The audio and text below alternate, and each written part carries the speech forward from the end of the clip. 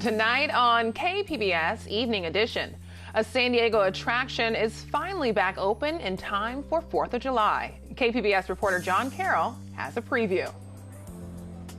This is what the Plunge pool looked like in 1925. Wait till you see what it looks like today. I'm John Carroll. I'll show you coming up live. Plus, Seaport Village is getting an upgrade. Details on the renovations aimed at making the spot a must-see destination. And diamonds are a girl's best friend. But when they're made in a lab, do they still hold the same value? We take a look. KPBS Evening Edition starts right now.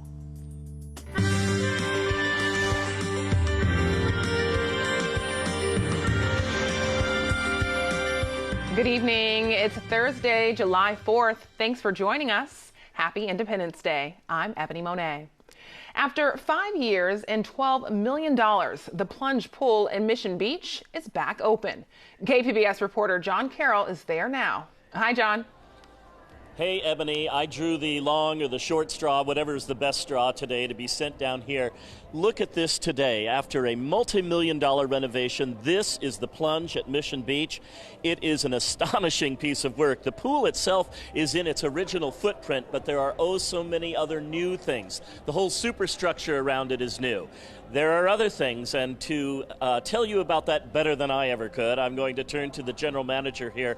This is Spencer Meinberg. Spencer, thanks so much for joining us. Happy 4th of July. Happy 4th, John. We're happy to have you guys down here and celebrating our grand opening of the Plunge. So it's been 5 years that the Plunge has been closed. We're so excited to bring this back to the community and offer this brand new, beautiful facility. It's really astonishing. It's breathtaking. Tell me about the challenge that you guys faced when you first got into this. You thought it was going to be a couple of $1 million to renovate it, not so fast, huh? Yeah, the secrets were in the infrastructure. So as soon as we started pulling back some of the layers, we realized a lot of the infrastructure was corroded from all the salt water and just the conditions down here at the beach. So what was once a couple million project started being tens of millions, and it's kind of developed into, we had to build it from the ground up. So we had to tear everything down to rebuild it and build it the right way. So let's just walk over here. Chris, my photographer, is already ahead of me, and let's talk about the tiles. That's really, really interesting.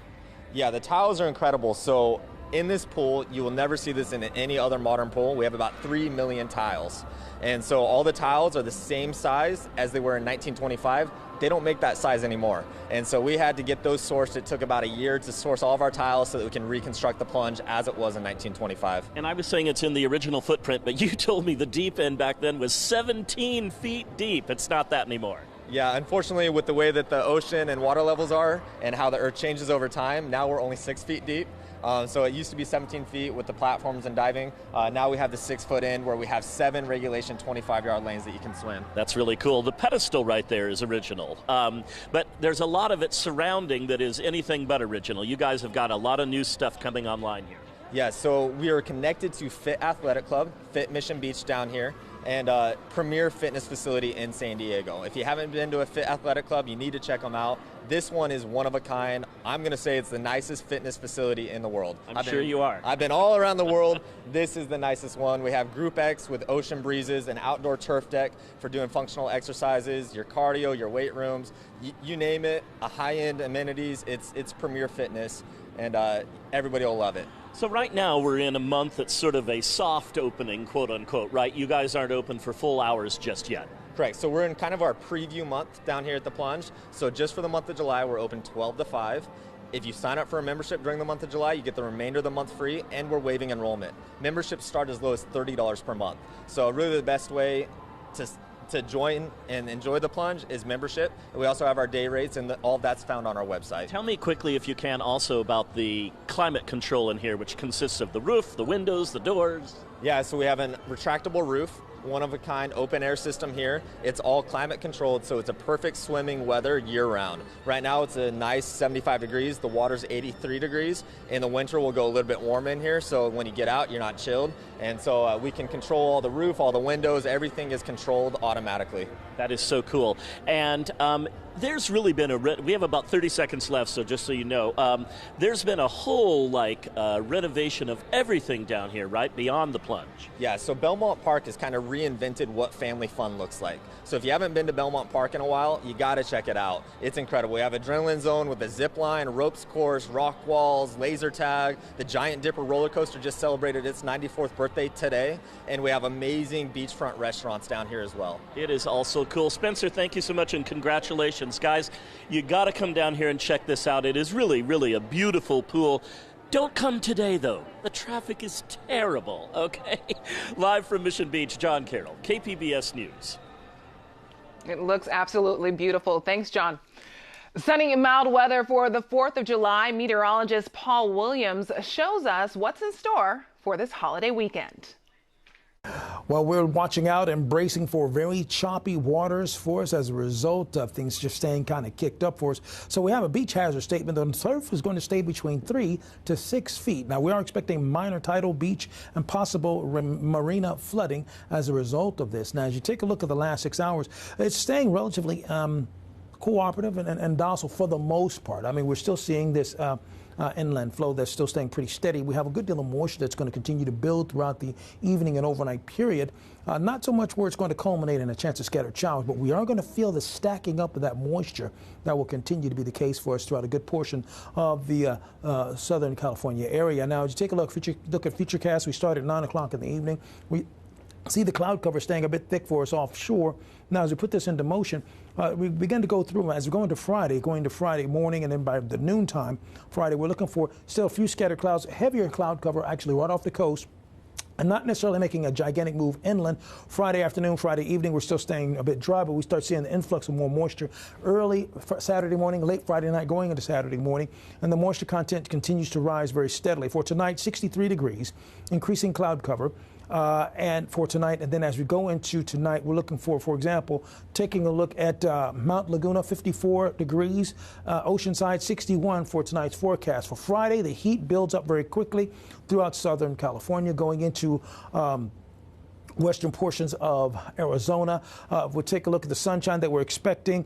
For example, for tomorrow, we're looking for in Ramona 85 degrees and mostly sunny skies. And as you go into the weekend, we anticipate dry conditions to still prevail for us for our neck of the woods. And we're looking for it to stay pretty uneventful as far as thunderstorms are concerned. For the coast, Friday, 74, 72 with sunshine on Saturday and 71 on Sunday.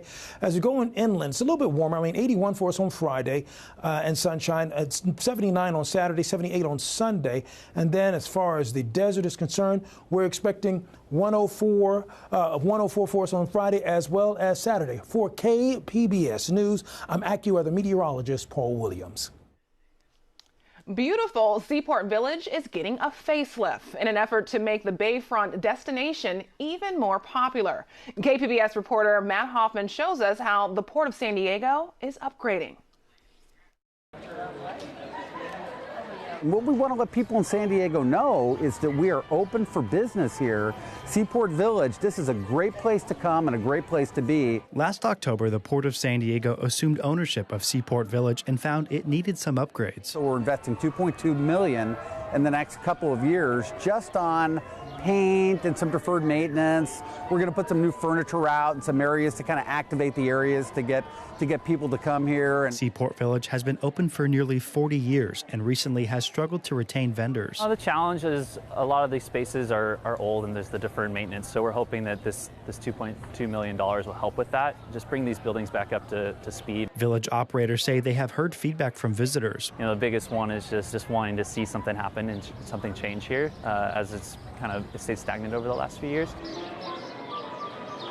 The port listened and is now rebranding the space. We just repainted the carousel, and the logo is kind of the carousel, and that, to us, that represents the past of Seaport Village. It represents our present. It also represents our future. In 5 to 7 years, there are plans to completely redevelop Seaport Village. So for the foreseeable future, until we do the redevelopment of the property, we are going to actually be putting new tenants in. We're going to keep doing improvements.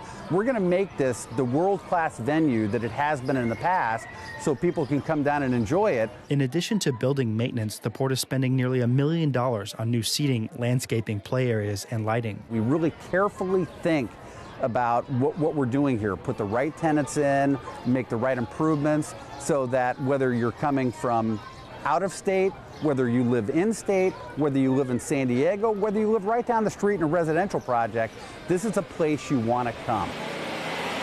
Upgrades to the property are currently underway. Matt Hoffman, KPBS News. For thousands of years, the San Diego region has drawn people searching for wellness. In the final installment of our series for the California Dream collaboration, KPBS's Amita Sharma looks at why the region's allure remains. As the story goes, newlyweds Deborah and Edmund Zake bumped through a rugged dirt road in an old Cadillac. The year was 1940, and they were set on opening a health camp in Tecate, Mexico, a short drive from San Diego. When we got to there was nothing. I mean nothing. We're talking about no electricity, no running water. We had outhouses. But Deborah, now 97, says they did have Mount Cuchima. It was at the foot of this mountain where they built their retreat business, Rancho La Puerta. In the morning, everyone climbed the mountain. And they still do. The Kumeyaay Indians have long believed Cuchima is suffused with power. It's a place where shamans held rituals. It's a place of renewal and mysticism. It's hard to explain, but on the morning hike, I've had so many guests tell me, my father spoke to me. I mean, you know, they're sort of open to getting suggestions from their own, but, you know, and they have interesting experiences. From the early days, Rancho La Puerta offered meditation and yoga classes. Guests worked in an organic garden. Deborah's husband, Edmund, who was once head of the British International Health and Education Society, lectured on living within, quote, the natural and cosmic laws. The ranch became enormously successful. And we have had all kinds of awards as the best in the world. It brought Hollywood. Kim Novak, who stayed a lot, and Burt Lancaster. But then we had all the young starlets. It was the starlets who asked Deborah to open a spa that was more private, more exclusive, and closer to Hollywood. So in 1958, she opened the Golden Door Spa in northern San Diego County. She later sold the Golden Door, but still lectures there and at Rancho La Puerta, which, she says, still has that same special quality it had decades ago. Everybody tells me when they drive into the ranch, because we have cars that go and bring them, they say, they feel at peace. They feel relaxed. They breathe. This feeling is not limited to guests at one of the region's health resorts. Many of San Diego's 35 million annual visitors also report a perceptive change once they get here. And as they walk outside of the airport, they just say they feel a difference in the air. Carrie Verbitt-Kapich is the Chief Operating Officer for the San Diego Tourism Authority. They can feel the sunshine, they feel this fresh breeze. They actually say it makes them feel better and different immediately upon coming into the city. The authority's communications director, Candace Ely, says after extensive focus group interviews with visitors, she believes they're experiencing San Diego's, quote, sun vibes. They get this good vibe, this good healthy feeling when they're here. They feel like they're their best self when they're here. Deborah credits all the usual traits, the beauty, the sea, the climate, but she says there's something else. I wish I knew. It just is. But the Indians, you know, who settled here had quite a high degree of culture and had the sense to pick it.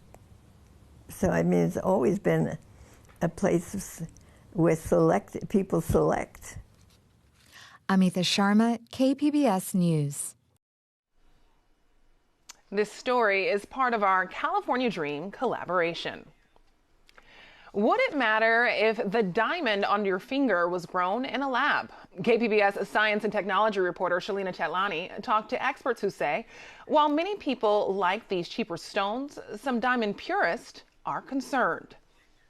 At Gemological Institute of America labs around the world and in Carlsbad, Gemologists are checking lots of precious stones every day, and that includes diamonds, whether they're from the earth or from a lab. Dr. James Shigley is a distinguished research fellow here. He points to an instrument called the ID-100. The light is produced by a light source, comes down to the optical cable, which you are positioning very near the diamond, and it is looking for a fluorescence pattern, a spectrum, which it collects through the optical cable to the detector. And there is a particular fluorescence pattern that is unique to natural diamonds that are colorless and near colorless, that is not present in lab-grown diamonds. Shigley says even though lab and natural diamonds are chemically the same, some purists believe the rocks should still be valued differently. That's because natural diamonds are rare. They were formed deep below the Earth's surface for millions of years and brought to the top, in some cases, by volcanic eruption. GIA's diamond grading system and analysis is followed by jewelry manufacturers around the world. It's been offering scientific expertise to those who want to find out where their diamonds come from. These are increasingly available, these lab-grown diamonds, in the marketplace. They're increasingly showing up in pieces of jewelry, and because they're not visually recognizable, you have to have some additional testing with a device like this or in our laboratory to identify them. GIA has been producing reports or putting inscriptions on stones to indicate where they come from. But identification is only one concern, says diamond industry consultant Ben Janowski. The ramping up for production of lab-grown diamonds, which is already occurring, production is increasing every single year, and it's becoming less and less expensive to do it. If that continues, at some point, we're going to undermine the value of diamonds. The main impact, he says, will be on diamond miners, dealers, and manufacturers who base diamond value on their rarity. Counter-argument to the classic argument about a natural diamond coming out of the ground has been that this has less environmental impact, that you've got, it's controlled, there is no blood diamonds involved, because it can be made any place. And to some degree, that has validity. So, for the most part, Janowski says, the industry will largely depend on the public and how people feel about buying a cheaper lab-grown stone or shelling out for the natural ones. Shalina Chatlani, KPBS News. July 4th is a time for family, fun, and fireworks. But fireworks are anything but fun for dogs. KPBS reporter John Carroll has some tips on how to keep your four-legged friends safe while the bombs are bursting in the air.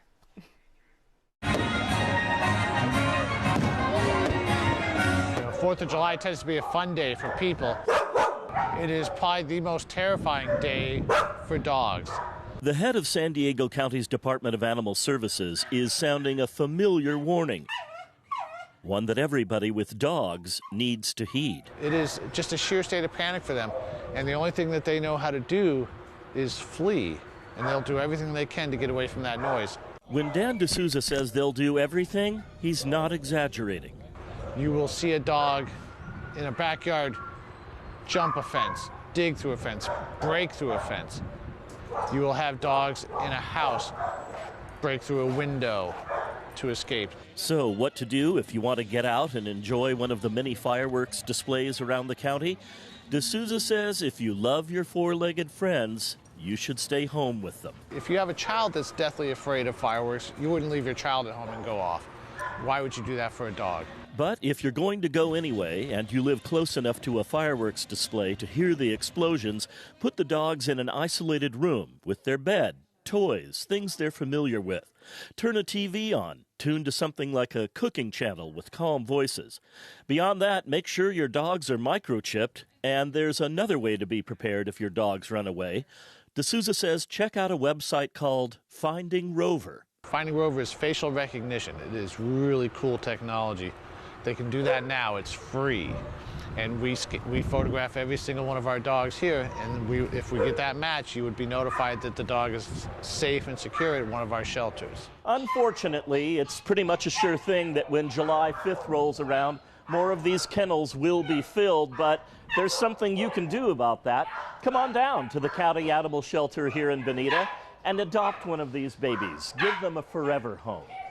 John Carroll, KPBS News. There's more to the 4th of July than just fireworks. There's concerts and a little tap dancing, too. KPBS arts editor Nina Guerin takes a look. If you're looking for something to do after a day of 4th of July barbecuing, just step outside, because chances are there's a fireworks display nearby. Along with the Big Bay Boom happening along the San Diego Bayfront, many neighborhoods around the county have their own fireworks displays. From Escondido and Del Mar to Lake Murray and Chula Vista, fireworks begin at 9 o'clock at area parks and community centers. Check out our 4th of July guide for details at kpbs.org/fireworks. Another 4th of July option is to celebrate the USA with Lyle Lovett and his large band. And I like cream in my coffee, and I like to sleep late on Sunday. Lovett is a singer and composer who performs a variety of classic American styles, everything from jazz and country to gospel and blues. This concert is unique to San Diego since this is actually Lovett's first time performing on the 4th of July. So expect some musical surprises from this Grammy award-winning musician and stay for the post-show fireworks. Finally, happening over the weekend is another kind of celebration, one devoted to tap dance pioneers.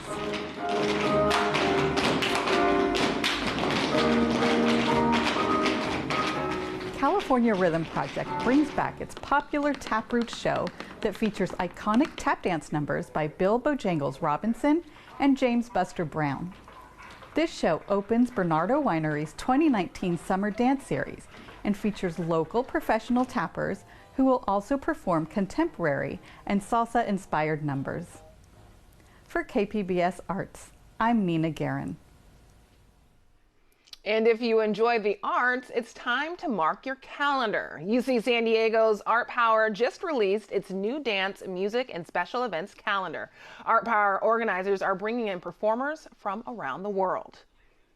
So Art Power is the presenting arts organization at UC San Diego, meaning that we bring artists from all over the world to perform on campus in the genres of dance, chamber music, jazz, American roots, global music, and some special events as well. In addition to what the artists do on stage, we also have them engage with students in the classroom and in master classes and workshops to enhance the academic experience of students through creativity. You just announced your 2019-2020 season.